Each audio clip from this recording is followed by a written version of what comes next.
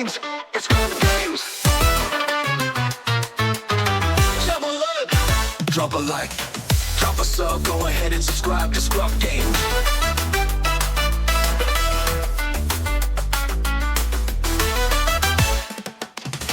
Drop a like, drop a sub, go ahead and subscribe to ScrubGames.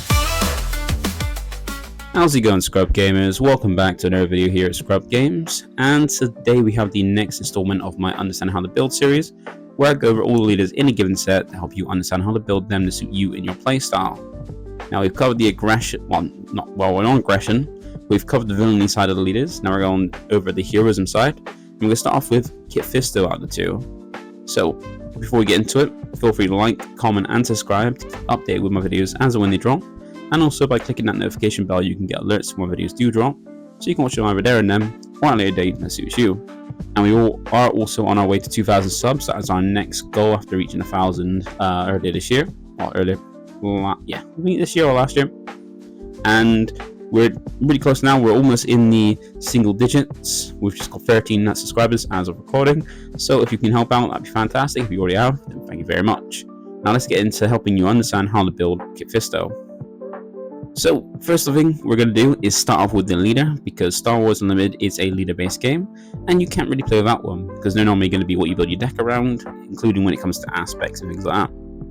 So, we're going to look at the leader of Kit Fisto, and he is the Focus Jedi Master, and he's one that you probably haven't seen, but he has been something you might have heard about, talk about, because he's been regarded as not a great leader, especially when it's come to reveals compared to what all the effects of the other ones do. He wasn't very impressive on first glance. So he is a Jedi because he's one of the Jedi, so he's got the Force Jedi Republic trait. So every leader in this set has the Force, but he has the Jedi Republic traits to get benefits of those, and you can get some good benefits off both those traits. So all very strong traits. He also does deploy, which is quite soon, not too soon, but soon enough, and that is at 5 resources. So as soon as you get 5 resources put down on your board, you can then go ahead and deploy him, which means take him from the lead area and put him in the ground arena to help join the fight. Now that is BRA's epic action, and when he does deploy, he comes down as a 1/6, which is not very impressive at all. 6 health is pretty decent, but the 1 power is very, very weak. But it can power up because he's one of those leaders where when he deploys his leader effect in the effect in the lead area compared to his deploy effect, they are completely different, which is nice because at 1 power you want to have a way to kind of boost it in some way. So both effects are relying on the Jedi trait, so he's one of those trait focused leaders, but luckily there are quite a few new Jedis in this set, and now I've bid some Jedi cards from previous sets too. And this effect in the lead area is an action whereby the cost is paying 1 and tapping him, so you need to exhaust him and pay 1. And if you have attacked with a Jedi unit this phase, you get to deal 2 damage to a unit. So one resource to do 2 damage is pretty nice, pretty good. We've seen that in Darren Raid being a very nice card that people have used in the deck, so it's pretty good value. 2 damage for 1 resource is pretty nice. But you just need to attack with a Jedi, so you can't really do it turn 1 because it's not a Jedi ready. You can play out and attack within the same turn on the first turn. But if you played one on the first turn, you can then go ahead and start picking out some damage after, which means you can it goes with the kind of aspect of aggression where it's a damage base 1.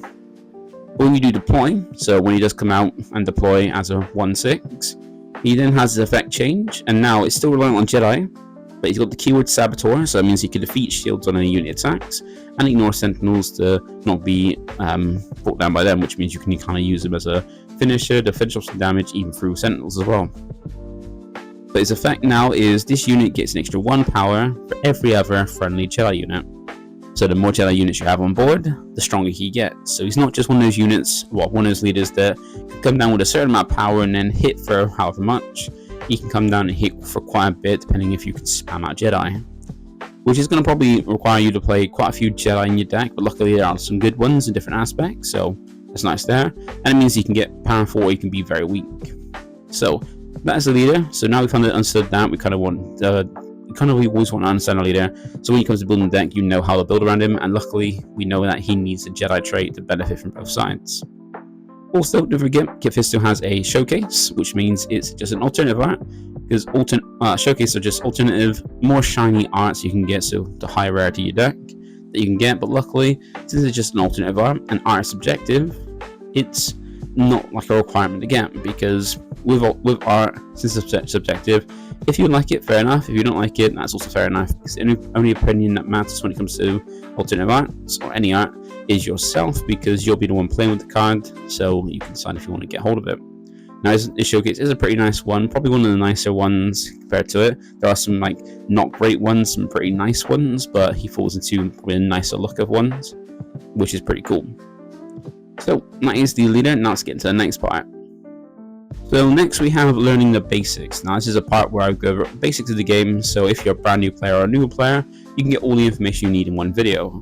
Unfortunately, it is quite a burden to do this over and over again. Like, it's quite a lot to do every single video, repeat the same parts, because we go over things like bases, aspect ratios, aspect penalty, and things like that. But it was being a lot to put in the video, and sometimes there are people who just commented saying it's not useful because they feel it useful for them, even though it's in there for newer or brand new players to TCGs or just Star Wars Unlimited. And I decided to take it out, but put it in a separate video, so that way I can do it rather than repeat it for every single video of the series, which is usually 18 times after repeat it. I can put in one video that you can then go and check out, which is understanding the basics of the game. And since we have this set with a new mechanic, it's a benefit to do that, because it then that video goes over the basics of the game plus the new mechanic we got. So if you're brand new to the setting, set 5, you can get everything you need in that video. So it should be a link, like not a link, but a card come up at the top. So if you're brand new to the game or brand new to TCGs in general, I recommend to go and click that link, go to that video, check that out, then come back and then understand how to build Kit Fisto. So if you're new, go do that. If not, if you're new, more veteran, don't need that, then let's go and move on to the next part. So next we have the aspect options, because every leader has a certain amount of aspect options, and they can vary with some leaders, but generally for most leaders you have 4 options. Technically you have 5 because there is an aspectless base as a set 4, but that basically just means you only get the aspects from the leader and nothing from the base.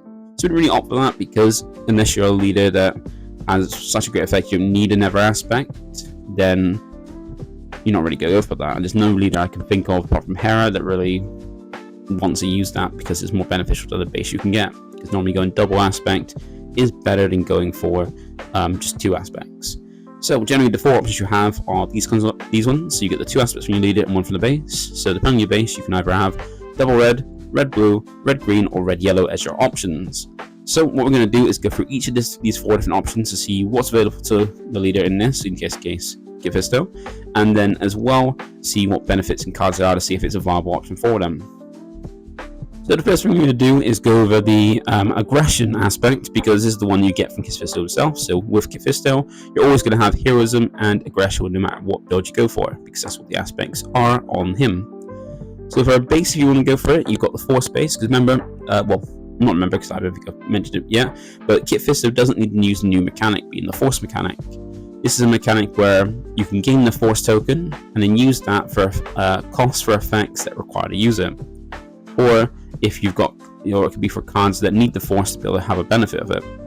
So there are some force bases to generate this token and gain it, and for red it is temporal aggression as the rare one, which are all 25 health bases for the rare ones, and the common ones are all the same in that they're 28 health, but then when a force unit attacks you gain the force.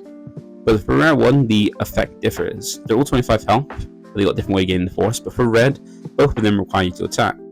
Just the common ones require a force unit just to attack to gain the force, whereas the red rare one, Temple Destruction, this requires you to deal 3 damage or more, deal 3 or more combat damage to an enemy base with a unit. So this one requires any unit to attack, as long as it can do at least 3 damage through combat to your opponent's base.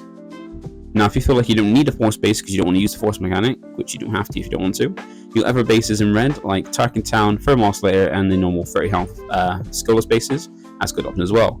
Tarkin Town is a very popular one for like tempo, where you can finish off something that is damaged, so you can do 3 damage to a damaged non-leader unit. So you usually finish off something that you've done some damage to. You got Thermal Oscillator, which can increase the consistency of your deck by making your minimum deck size lower than normal, which takes it down from 50 to 45. And the 30 health bases are just there for the best amount of health you can have in general, just with no effect. So we're going to start off with Heroism, because usually in any aspect, the Heroism or Villainy cards are the better cards for an aspect. And there are a lot of good ones for aggression. Got some pretty nice ones that aren't Jedi to help with Kit Fisto, but ones that aren't Jedi that are still pretty useful to have. Like you've got some, well, not a lot of Jedis. Like we've got most of them here being Jedi, even some events that are not event upgrades that aren't Jedi but helpful to put on Jedi units. So for units in the ground arena, we've usually got our turn 1 plays in Adi Galea and Sabine Wren. Now Sabine Wren isn't a she's not a Jedi, but she is a great unit to deal with those turn 1 2 cost 2/2 shielded units, because she can ping the shield off and then deal 2 damage while also surviving. Whereas Adi Galea, she is the probably better stats of a 2 cost 2/4, and her effect isn't the most useful, where just whenever your opponent uses an event you get damage to base, but she's a solid statted unit for a Force Jedi to gain the Force. Now going to higher up ones, we got Ki-Adi-Mundi for a nice draw one, because he's a good reason to use the Force, where when played, you can use the Force to use the Force token to then draw 2 cards, very handy to keep your hand healthy. You got the Mace Windows with the 6-drop one, being a 6/6, with overwhelms of piercing damage, or piercing through units, and also when played you can use the Force, so no reason to use the Force, and then deal 4 damage to any unit. And you got Mace Window, the 7-drop one, always set 1. He's the same stats as the Vader from set 1 as well, a 7 cost 5/7, has ambush so he attacks straight away, and when he does attack and defeat a unit, you can restand him, so that way he can attack again. Then you got the new one being Chin Draglin, or Dralin. So he's an 8-drop, he's a 5/6, not the best stats for his cost, but when played, you can play a lightsaber upgrade from your hand onto himself for free and then ready him. So essentially you play him down, free equip any lightsaber upgrade you got in your hand, and then restand him so you can attack straight away, and he's now power up from the lightsaber as well, and there's quite a few good lightsaber upgrades for him. Now for space, you got some pretty good ones. You got some good turn 1 space Jedi units, because remember, one thing you need to remember for this is that the Jedi trait is not just on ground units, so characters, they're also on spaceships as well. So you got Jedi Starfighter and Anakin's Interceptor as good turn 2 ones. So Jedi Starfighter is a 2 cost 1/4, whereas Anakin's Interceptor is a 2 cost 2/3. Now these are very good because they are Jedi units you can have in space, so that way you can start swinging through space. To go against space aggro decks, or just make sure you got Jedi unit on board. And they got pretty decent stats. Like Jedi Starfighter isn't the strongest at 1 power, but good bulky at 4. But when he attacks, you can deal 1 damage to a space unit, so you can help take down opponent space units a little bit easier, because combined hit its effect to deal 1 damage with Kit Fisto's effect. Since it's a Jedi unit that's attacking, you can do 3 damage to space units and take them out. You also got Anakin's Interceptor, which gets stronger when you have more damage on base. So when you've got 15 or more damage on your base, it becomes a 4/3 because it gets 2 more power. You got Red 5 being a good spaceship, but it's not a Jedi, but still is a good one. It's a 3 cost 3/4 that on attack can deal 2 damage to a damaged unit. So you can ping damage with Kit Fisto. It makes for a very good addition to the deck. And you got Kit Fisto's Aether Sprite, so his own spaceship, being a 5 cost 4/5, also with Saboteur, also a Jedi unit. And when played, you can defeat any number of upgrades from a unit. So this is a nice way to have hate on upgrades and just upgrade removal. Now you got Lightsaber as a good upgrade for Jedis. It's a 2 cost 3/2, so it's giving a good amount of power, but only 2 health, which is pretty good, especially for a 2 cost. And it's got no effect, just you can only put on a Jedi non-vehicle unit. So it's a nice upgrade to power up your Jedis to make sure they're strong enough to survive and help you get those attacks in for the ping. And then for another unit I put into the last, because it's just nice to have this. It's a very nice one. It's Cassian Andor. He's a nice smuggle card because he's a good best stats you can get for free cost in terms of stats. He's a 3/5, but you can smuggle him out for 5 instead. And the benefit of that is you get this when he's smuggled out, you can ready him, so you can attack straight away and get a finishing final damage. So that's some of the nice heroism cards you've got the benefit from Kit Fisto. Now for the non-heroism side, this is where got some less great stuff, but some still good stuff nonetheless. So you have some pretty nice cards in. You got Ever Spaceship in terms of like more upgrade removal in like Sim Crankfire. They're pretty nice one, because when played you get to defeat an upgrade. You need to defeat 1, unlike Kit Fisto's Ever Sprite, defeating multiple. So it's nice to just take off 1 upgrade, take off like shields, experience, or even annoying upgrade your opponent pulse units. And you also got some good Jedi as well. So you've got Jedi in Hiding, Quinlan Voss as 2 Jedi units. Pretty nice ones. You even got Savage Ventress, which complements Quinlan very nice. Jedi in Hiding comes in with hidden, solid stats. When defeated, you can use the Force and make your opponent discard a card. Pretty handy there. Cunning on attack, he does 2 damage to your opponent's base if he has 6 or more power, essentially. When he attacks, if he got 6 or more power, does 2 damage to your opponent's base, you can hit quite hard. And a sash can help facilitate that by while played. On attack, you can give a never friendly force unit at least 2 power for that phase. You can power him up so he can actually hit hard. You got some good utility ones that aren't Jedis as well, like Champs Duel and Crate Dragon. Cham being a very nice one, it's ramp outside the green. So if your opponent has more resources than you can ramp from the top of your deck. And Crate Dragon, just when it's out, anytime your opponent plays a card, you can do damage to a base or a ground unit equal to the cost of that card they played. And it's not once per turn, it's multiple times a turn from one of your play cards. Also, it's a 9 cost, so it's a good costing card for Force Throw to get a lot of damage out of it. In terms of events and upgrades, you've got Hotshot Blaster, which is a very nice one. It's one that people are now starting to still play outside of Cunning versions of decks, because it's still good to smuggle out that ability to, well, the ability to not resource, but action, like action benefit by putting 2 actions in one go is beneficial, because even though outside of Cunning it costs 5 to smuggle it in, but being able to equip it and attack with it, so equip it to a unit, boost it, and then attack with it straight away in one action is very beneficial. And that's because its smuggle cost requires Cunning and not its normal aggression. It's normally a card for Cunning decks, but people have been playing it outside of Cunning to still have a good option to finish off games using it. Then you've got a lot of good events that are mostly damaging, like Force Throw, Sorcerer's Blast, Daring Raid, Open Fire, and Bombing Run, and some good damaging ones. Force Throw is one of the most powerful cards in the game at the moment, and one that people are on and off about for it being banned. Because what it does is choose a player, make that player discard a card, and if you control a force unit while you've played this card, you can then get to deal damage to a unit equal to the cost of the discarded card. And you can choose yourself or your opponent to discard a card, and the benefit of that is if you choose your opponent, they discard a card, and then you do damage equal to it discarded. But because they're discarding and not you, they get to choose what they're discarding. So they can discard something low cost, so you get low damage, or you can force for yourself, and that guarantees, if you've got a force unit on board, a certain amount of damage being done. So you can discard your own Crate Dragon and make sure 9 damage is being done instead of just 1 damage from discard, say like a Daring Raid. So it's very beneficial, and the flexibility of discarding either making yourself or your opponent discard is very good. You also got Sorcerer's Blast as well, being a force card as well, because it's a 1 cost that needs you to use a force, and if you do deal 3 damage to your units, pretty nice. Good reason to use the force. Then you got everyone's like Daring Raid does 2 damage for 1 resource, but you can do it to a base or a unit. Whereas Open Fire is a free cost that does 4 damage to a unit. And you got Bombing Run, which for 5 does 3 damage to all units in a certain arena. So you can either do it all ground or all space, which including yours and your opponent's. Great for against those space aggro decks. Now the last bit we got to go over before we go to double aspect, because it's a smaller card pool, is Heroism, and that is an aspect where it's not just only on other cards, other aspects, like color aspects, it's also on its own. So you got some nice ones like Grogu, Luke Skywalker, the Daughter, and Tranquility, some pretty nice ones.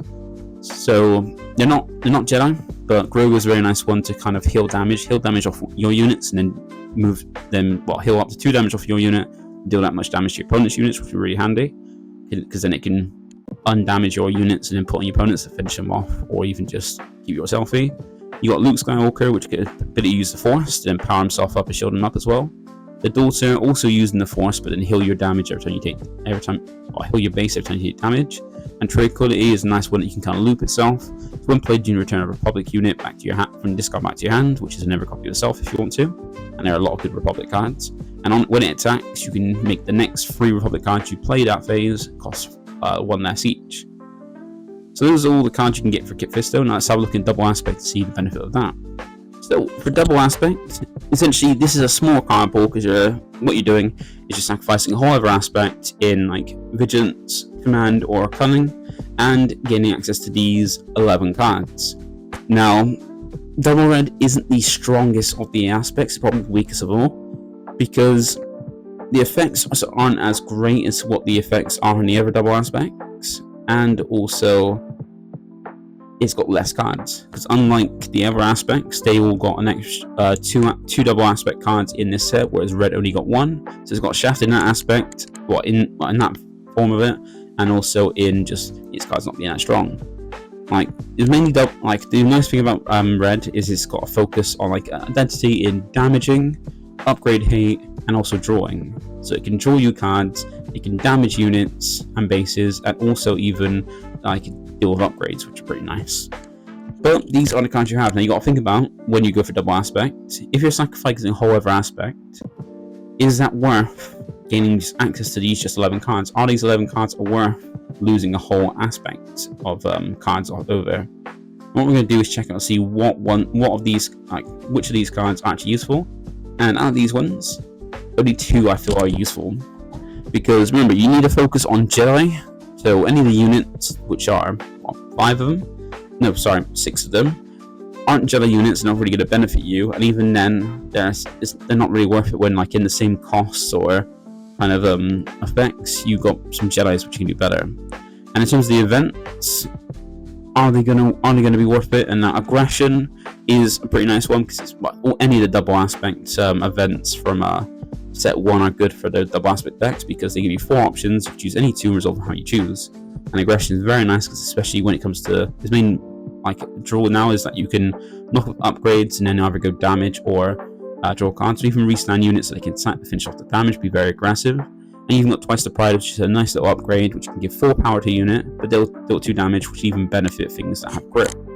So out of those, all those, like, there's 11 cards, only 2 really worth it. So is it a good option to go Kit Fisto double red? I wouldn't say so. I wouldn't say that Kit Fisto is a good option going double red. So next we have Vigilance, and this is the more defensive, healing, removal kind of aspect. And once again, you don't need to use the Force for Kit Fisto. So if you want to use the Force, you can, and the bases to do that are the normal common ones. Once again, attack with a Force unit, gain the Force, 28 health.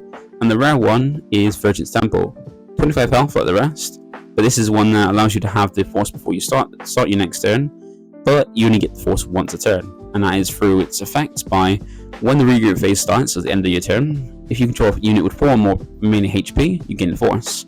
So the way to make sure you have the Force ready for the next turn, but since you're limited to only doing it at the end of your turn and it's once, that's it. If you miss it, you don't get the Force. If you do, you have the Force, but you can't get it again until the end of your turn if you have a unit with 4 more health. So it could be handy to make sure you have the Force, but then is that worth it? You need to think about which base is going to be beneficial to you. Now if you're doing the Force base, you've then got Colossus, Pal City, and 30 health bases as good options. Like Colossus gives you maximum health in the game at 35 health, but it means that you need to start with 1 less card in your hand as a drawback from the base, so you start with 5 cards in hand instead of 6. Pal City can be handy, giving Kit Fisto an extra 1 health when it's out and about, but when it deploys, but you only get 26 health, and you got the 30 health bases as the standard if you don't think any of the effect bases are worth it. Now we're always going to cover Anakin when it comes to going over blue with any leader, because it's a brand new legendary in the new set, and it gets a bigger benefit if you're playing both the kind of polar opposite aspects in your deck. So typically you've either got villainy or heroism in your deck because of your leader. So you're either playing a heroism leader and get heroism, or a villainy leader and get villainy. But Anakin wants you to use both his aspects in your deck, so because his effects are both when played. If there is either a heroism or a villainy card in your discard pile, you can get minus a unit by 3/3 when it basically for the phase when played. So you got 2 when played, and really minusing 3/3 is still strong, but minusing 6/6 just on play is really strong. So having that ability always available, so putting in a villainy card for heroism or heroism card and villainy to trigger that is worth it, and what a lot of decks are doing. And you got some good options in red for Kit Fisto. So you got things like Marin, who can just attack, discard a card from your hand, it does 2 damage. So it's attacking with it, it's attacking with a Force unit to gain the Force, if you want to. It's also damaging units by discard card and putting a villainy card in your discard pile, so that way you get the full effect of Anakin. You got Force Reducing, discard your own hand, discard a villainy card, then trigger that. Or even just use Force Lightning, which is a villainy card. It costs 2 more, so it costs a minimum of 3, thanks to the aspect penalty. But it's a good card because of what it does. Is you play a Force units in this deck, because most of the Jedi are Force units, yeah, I think so. And you can help get the full benefit of Anakin to just be really strong with it. So that is Anakin. Now for the heroes inside of blue, you've got some very strong ones, and you've got a lot of Jedi in here. So the top row are all Jedi. You've got Barasofi, Yaddle, Yoda, Ezra, Kanan, and Itinerant Warrior. They're all Jedi, so can get the effects of attacking and triggering Kit Fisto's ping ability. And you've got different levels. So you've got Barasofi, so it's a 1 cost, not very strong at 1/1, but it can mean you could do things like Force Throw or some 1 cost event or whatever 1 cost thing. Say turn 1. You got Yaddle being your turn 1, a good standard turn 1, 2 cost 2/4. Gives you healing, restore, and also gives all your other Jedi healing, which is a very nice way to kind of keep your base healthy, stay in the game longer. You got you got Yoda and Ezra for the turn after. Yoda being more healing, being restored 2 when defeated, you draw a card. Solid stats as well. Ezra having the best stats for 3 cost, 3/5, and an odd attack can then buff up any creature or spectre, and that means you can buff up things like Kanan as well, which is cool. And then you've got Kanan Itinerant Warrior being very nice. Itinerant Warrior being a 4/4 with shielded, so it comes in shielded, and can use the Force to heal your base by 3. And Kanan being a nice one at a 4/5, so good, pretty solid stats, and also can move your opponent's cards on the deck, cards on the top of the deck equal to the number of spectres you control, and then heal your base depending on the number of aspects milled. Then for your higher end of Force and Jedi units, you have Obi-Wan and Luke, which are pretty strong ones. Luke being very powerful and legendary, being a good reason to run basically a solid card for Heroism in Vigilance, being healing and restore, and also minusing on stats when played. And you got Obi-Wan being a nice sentinel. When it's defeated, you can choose a unit you control, give it to experience, and if it's a Force unit you did that on, you get a draw card.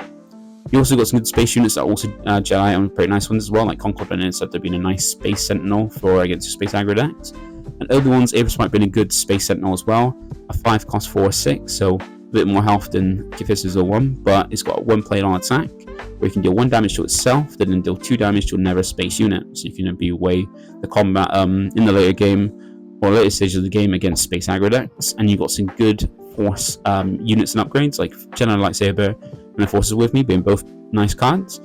Give good benefits if it's a Force unit, if you got a Force unit on board. So Jedi Lightsaber makes the unit, when it attacks, give it Defender -2/2 to their stats. Pretty solid. 3 cost 3/3 upgrade too. And for the Forces With Me, be a nice 4 cost event that allows you to attack, choose a unit, give it to experience and attack with it, but if you also control a Force unit, give it a shield too. Now for normal Vigilance, you've got pretty nice cards. You've got some good Jedi and good Force units on top. So you got for your Jedi, you've got your Padawan Starfighter, Yeti and Anakin as very solid ones. Kiadi can draw you more cards if you've got 3 or more units, including itself on board. Anakin, we've already gone over that. And Padawan Starfighter is another Space Jedi unit you can have, being a 2 cost 1/3 that gets an extra 1/1 to the stats if you control a Force unit or Force upgrade, which is easy enough to do. The other cards we got that are Force units but not Jedi are Chirrut, Secret Sage, and Owen Lars. Owen Lars, 1 cost unit, pretty nice healing, and also can find you Force units by when it's defeated. Look at top 5 cards and find a Force unit added to your hand. Secret Sage is a good turn 1 Force unit, so a good turn 1 2/2 shielded unit, so make sure you can gain the Force if you use that mechanic. And Chirrut is a good reason to use the Force, where it's a Sentinel, 3/5, and whenever it's attacked, because the Sentinel will be attacked into, you can use the Force to reduce that damage by 2 every time it's attacked into. So a nice way to kind of tank damage. And then remember, Vigilance has got a lot of removal, so it's got things like Entrench is a nice offensive or defensive upgrade. So you can either put on your opponent's units to stop them from attacking your base, or on your units to power them up so you can then clear your opponent's board. And you've got good removal like Shatterpoint, Takedown, Fire Dragon, Vanquish, and Ravel's Fall, all being removal events at different costs and different ways, and different kind of effects to remove. So you've got Shatterpoint, which can either, it's 2 options. You can either defeat any non-leader unit that's got 3 more health, or you can use the Force to then defeat any non-leader unit. Pretty powerful 4. Takedown defeats any unit that's got 5 or less health. Fell Dragon defeats any non-leader unit that's got 5 or more power. Vanquished for 5 defeats any non-leader unit, whereas Ravel's Fall for 6 defeats any unit, even leaders. Now, is Vigilance a good option for Kit Fisto? I would say yes, it is, because you got a good amount of Jedi units in aggression already, but you get a lot more good ones in blue, and plus healing as well to keep you around in the game and give you some good removal for those problematic cards. So next we have Command, and this is the ramp aspect, so it can increase your resources quicker than any other aspect. And for the bases are pretty strong for Command. That's what benefit Command kind of has, is that while the leaders aren't the most powerful, the bases are very powerful, which is why you often see a green base more than a green leader. So for force bases, you've got the normal common bases, tap the force unit, gain the force, or you've got the rare base, and for this one, it is just an action to gain the force.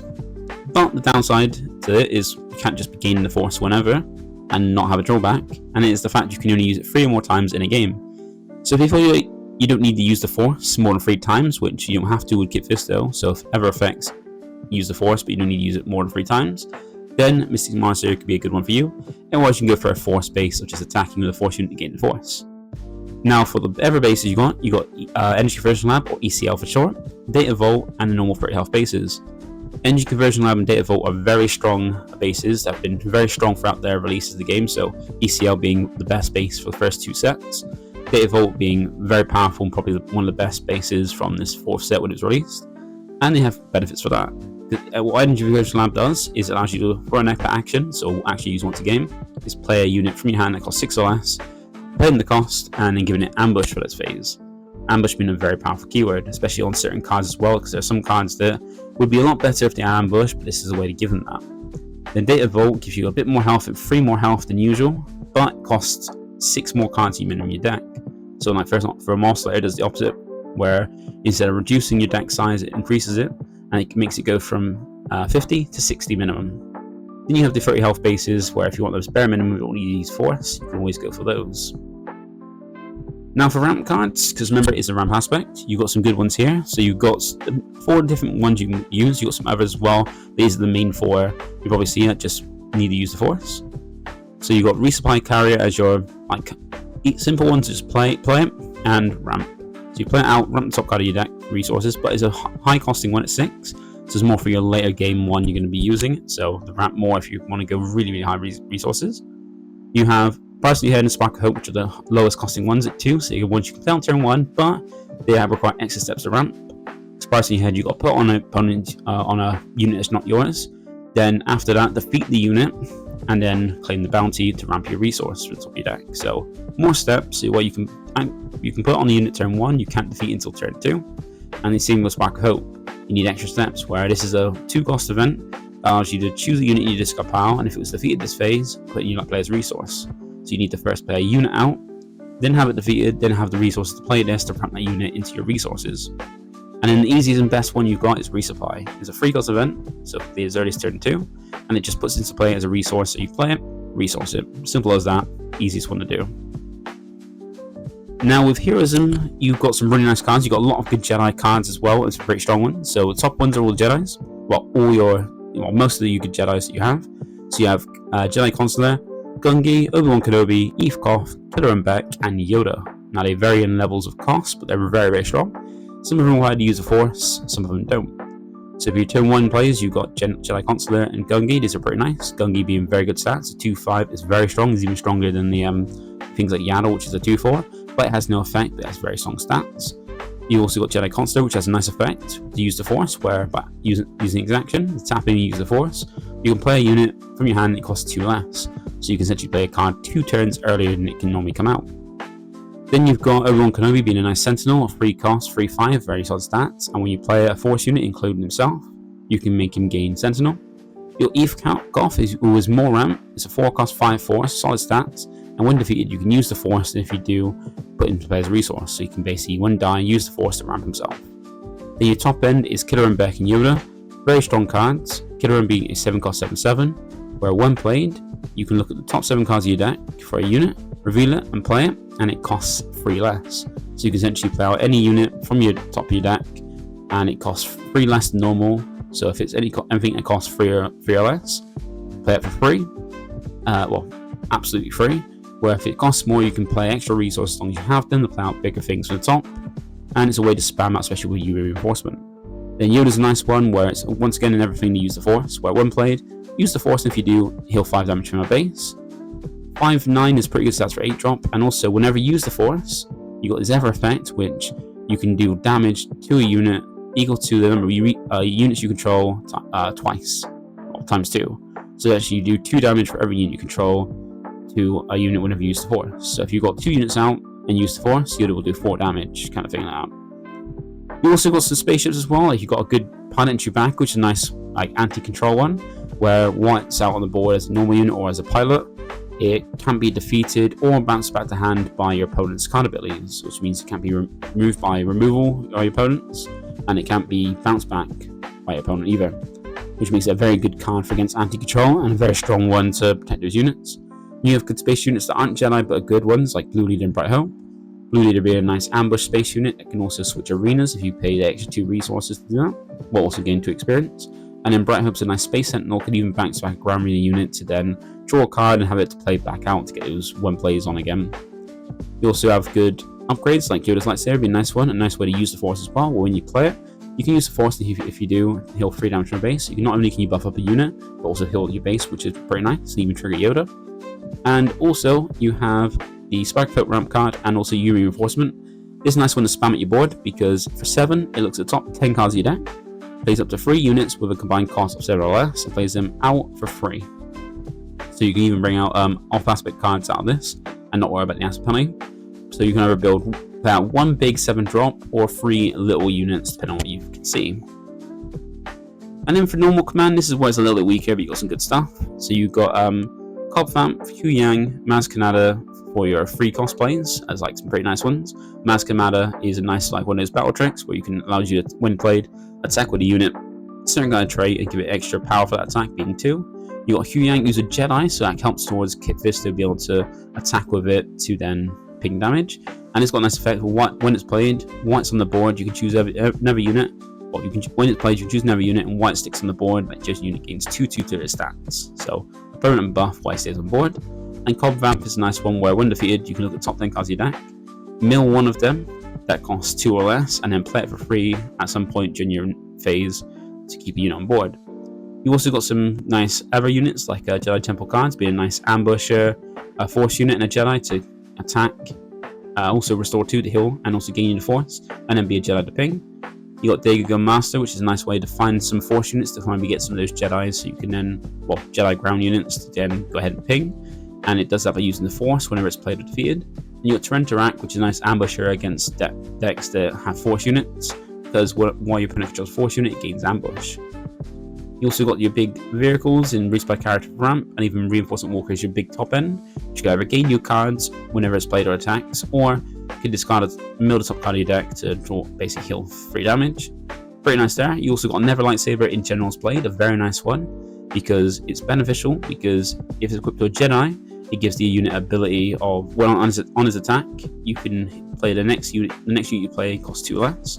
So a nice way to cheat in cheat things out cheaper by reducing the cost of them, which is pretty cool. And it's nice when you can even throw on Kit Fisto since he is a Jedi too. And for events, you've got things like Timing Adventure and Resupply and Choose Sides, is pretty nice events. Timing Adventure is another way to give ambush. I can play a unit with ambush, which is pretty cool. You can even smuggle it as well.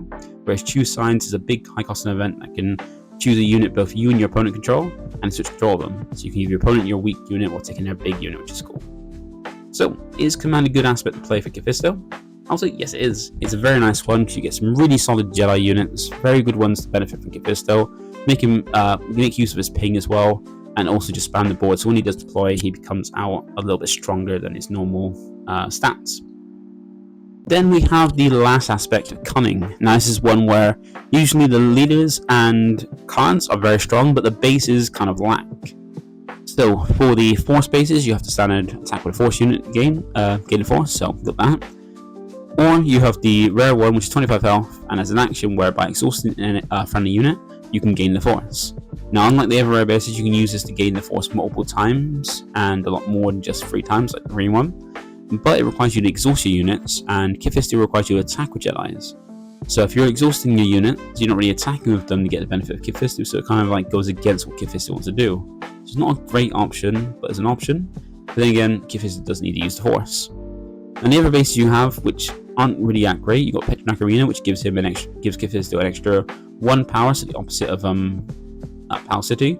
So it gives Kit Fisto an extra 1 power he's on about, but then 1 power is not going to make too much of a difference, especially at 26 health.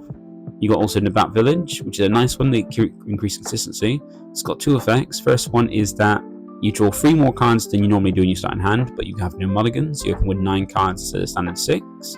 But you don't have a mulligan, so you see 9 cards overall instead of 12. 12 I can do with 2 hands if you mulligan.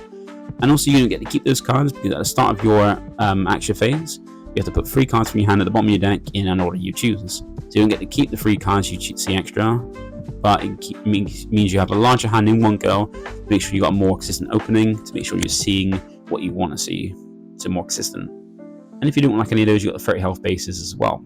So not great on bases, but powerful cards in the aspect. So for Heroism, you got some really nice ones. You got some really cool Jedis as well. So the first one you've got is the top row, not of all Jedi, but mostly Jedi. That also, well, mainly Force units. You can play from turn 1 all the way up to turn 6. So you got Jedi Padawan, Youngling Padawan, which is a nice way to gain the Force straight away by just when it's played, gaining the Force. So you can play turn 1. You got Venestra Row, which can make benefits of the Force by when you play her. You can use the Force, and if you do, ready herself, so she can attack straight away. You got Ahsoka, which isn't a Jedi, but she's a Force unit. And whenever she's played, you can make your opponent discard a card. And if it's a unit, you get the dual sewing. So you get the not only discard a card from hand, but maybe even tap down one of your units. Very solid unit as well. You got Plo Koon has ambush, so he can attack straight away. Also a Jedi.